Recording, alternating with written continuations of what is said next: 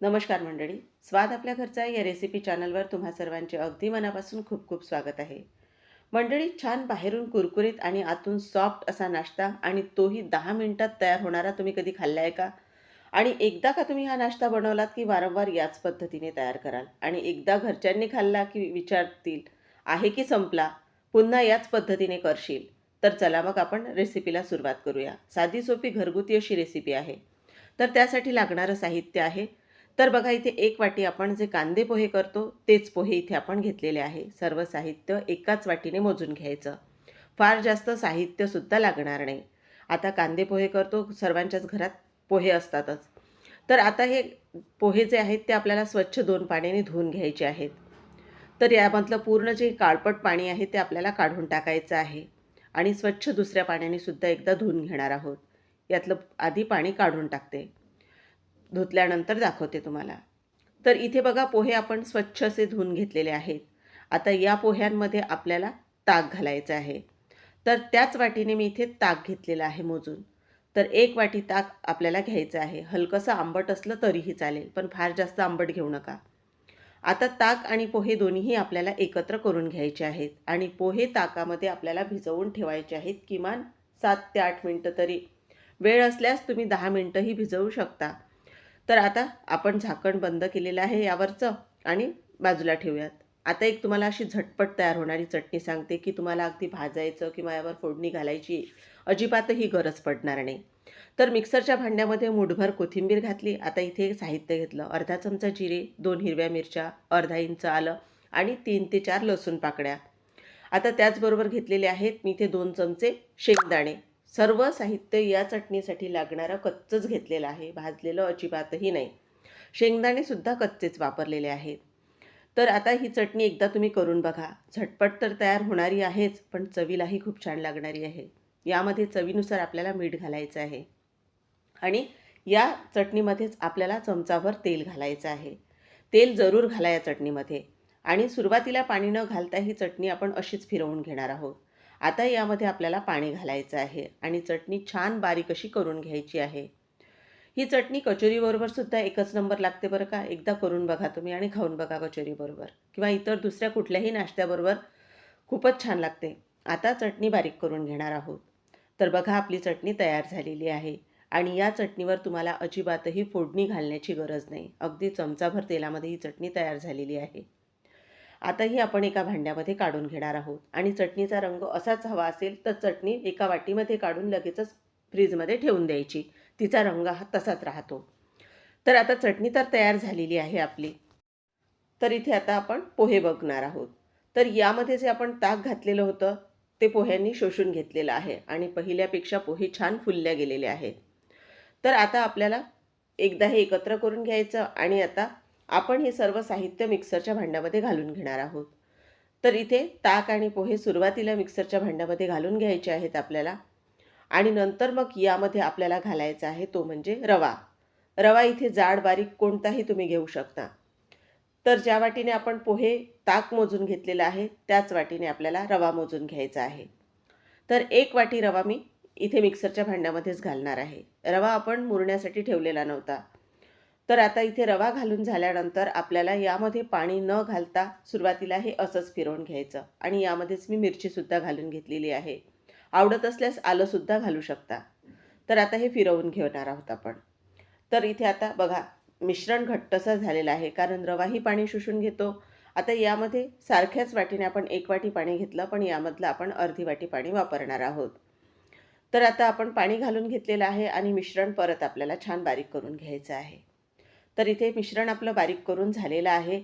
तर इथे याची कन्सिस्टन्सी फार जास्त पातळ आपल्याला मिश्रण ठेवायचं नाही. हलकंसं घट्टसर मिश्रणच आपल्याला ठेवायचं आहे. अगदी आपण भज्यांचं ज्या पद्धतीने भिजवतो तसंच. परत एकदा मी पाणी वापरलेलं होतं, म्हणजे जवळपास इथे आपण अर्धा ते पाऊण वाटी पाणी वापरलेलं आहे. आता हे जे मिश्रण आपण तयार केलेलं आहे हे आपण पोहे भिजवलेल्या भांड्यामध्येच काढून घेणार आहोत आणि आता पूर्ण मिश्रण भांड्याला जे चिकटलेलं आहे ते सुद्धा मी व्यवस्थित असं काढून घेते आणि नंतर यामध्ये आपल्याला काही साहित्य घालून घ्यायचे आहेत. इथपर्यंत तर बघा, आपली अगदी जे किचनमध्ये नेहमीचे साहित्य आहे आपले बेसिक तेच आपण वापरलेले आहेत. तर आता यामध्ये आपल्याला एक हलकीशी फोडणी तयार करायची आहे. तर यासाठी आपण कढईमध्ये तेल घालून घेणार आहोत. आता तेल गरम झाल्यानंतर यामध्ये आपल्याला घालायची आहे पाव चमचा मोहरी. मोहरी छान अशी फुटू द्यायची आणि त्यानंतर यामध्ये पाव चमचा आपल्याला जिरे घालायचे आहे. जिरे छान असे फुलल्यानंतर यामध्ये आपल्याला घालायचा आहे एक मध्यम आकाराचा बारीक चिरून घेतलेला कांदा. तर आता इथे कांदा हलकासा गुलाबी रंगाचा होईपर्यंतच परतून घ्यायचा. फार जास्त काळपट रंगावर कांदा भाजायचा नाही आपल्याला. आता कांदा परतून घेतल्यानंतर आपल्याला शिमला मिरची घालायची आहे. म्हणजे यामध्ये आपण कांदा, शिमला मिरची जी घालणार आहोत तिला हलकासा क्रंच असायला पाहिजे. फार जास्त ती शिजवत बसायची नाही आपल्याला. तर आता इथे कांदा परतून घेणार आहोत. रोजच्या नाश्त्याला आपण तेच पोहे, उपमा, उपीट खाण्यापेक्षा असा वेगळ्या पद्धतीचा एखादा झटपट तयार होणारा जर तुम्ही नाश्ता करून घरच्यांना खाऊ घातला तर अगदी आवडीने खातील आणि परत तुम्हाला नक्कीच करायला लावतील. मुलांच्या डब्यासाठी सुद्धा तुम्ही देऊ शकता. त्यांनाही एक वेगळा नवीन पदार्थ काहीतरी खायला आवडेल. तर बघा आता आपलं ही जी फोडणी आहे ती तयार झालेली आहे. आता आपलं जे मिश्रण आहे ते बघणार आहोत आपण. तर मिश्रणसुद्धा आपलं छान व्यवस्थित असं सेट झालेलं आहे. यामध्ये पाणी आपल्याला अजिबातही आता टाकायचं नाही. तयार केलेली जी फोडणी होती ती फोडणी आपण यामध्ये घालून घेणार आहोत. तुम्ही कच्चेही कांदा, त्याचबरोबर जिरे आणि शिमला मिरची वापरू शकता. पण अशा पद्धतीने फोडणी करून जर घातली तर नाश्त्याची चव आणखीनही वाढते. भरपूर अशी बारीक चिरून घेतलेली कोथिंबीर आपल्याला घालायची आहे आणि चवीनुसार मीठ घालायचं आहे. आहे ना, फार जास्त साहित्याचा आपण इथे वापर केलेला नाही. हे रोजचेच आपले किचनमध्ये उपलब्ध असणारे साहित्य आहेत. आता सर्व साहित्य आपल्याला छान एकत्र करून घ्यायचे आहेत आणि आता पूर्ण एकत्र करून झाल्यानंतर बघा, परत एकदा त्याची कन्सिस्टन्सी दाखवते तुम्हाला. अजिबातही मिश्रण प्रमाणापेक्षा पातळ आपण केलेलं नाही. आता यामध्ये आपल्याला अगदी चुटकीभर खाण्याचा सोडा घालायचा आहे. हा ऑप्शनल आहे. बऱ्याचदा सोडा खायचं टाळलं जातं, तर तुम्ही नाही घातला सोडा तरीही चालेल. तरीही तुमचा नाश्ता व्यवस्थित असा शिजला जातो. सोड्याने फक्त हलकासा तो जे फुलण्याचं प्रमाण आहे ते आणखीनही नाश्ता तुमचा छान फुलला जातो. तर आता आपलं मिश्रण तयार झालेलं आहे. आता इथे तडका पॅन आपण घेतलेला आहे. यामध्ये आपल्याला 2 चमचे तेल घालायचे आहे.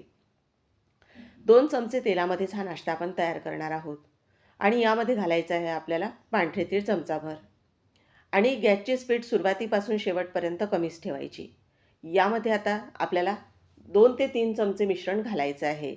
फार जास्त मिश्रण न घालता बघा 3 चमचे मिश्रण घालून हे व्यवस्थित असं पसरवून घ्यायचं आहे. आता यावर आपल्याला झाकण ठेवायचं आहे आणि 3 ते 4 मिनिटं नाश्ता वाफेवरच शिजवून घ्यायचा आहे. आता आपण झाकण उघडून बघूया. झाकण गरम झालेलं आहे, त्यामुळे मी एखाद्या कापडाने आपल्याला काढून घ्यायचं. आता दुसरी बाजूही छान अशी शिजवून आपल्याला घ्यायची आहे. वरची बाजू छान पूर्ण कोरडी झाल्यानंतरच दुसरी बाजू पलटवून घ्यायची. पाणी कमी टाकलेलं असल्यामुळे नाश्ता व्यवस्थित तुमचा असा लवकर शिजला जातो. परत झाकण ठेवायचं आणि दुसरी बाजू शिजवून घ्यायची. तर आता आपली दुसरी बाजूसुद्धा छान अशी शिजल्या गेलेली आहे. तर तीसुद्धा आता बघा काढून घेते, आता दाखवते तुम्हाला. आणि आपल्या नाश्त्याला काय सुरेख असा रंग आलेला आहे तुम्ही बघू शकता. अगदी बघूनच खावासा वाटतो. तर आता आपण हा एका ताटामध्ये काढून घेणार आहोत आणि उरलेला जो नाश्ता आहे आपला तो सुद्धा आपल्याला याच पद्धतीने तयार करून घ्यायचा आहे. तर मंडळी इथे बघा आपला हा झटपट 10 मिनिटात तयार होणारा नाश्ता तसंच चटणी तयार झालेली आहे. आणि हा नाश्ता जो आहे तो किती छान कुरकुरीत झालेला आहे बाहेरून, त्याचा आवाजसुद्धा तुम्हाला ऐकवते. तर इथे जवळून दाखवते तुम्हाला, बघा किती छान असा तयार झालेला आहे. तर आहे ना मंडळी कुरकुरीत, तसाच आतून जाळीदार सुद्धा, स्पॉन्जी, हलका. तर मंडळी तुम्ही सुद्धा एकदा ही रेसिपी नक्की करून बघा आणि रेसिपी आवडली असेल तर एक लाईक करून चॅनललाही नक्की सबस्क्राईब करा. पुन्हा भेटूया, तोपर्यंत धन्यवाद.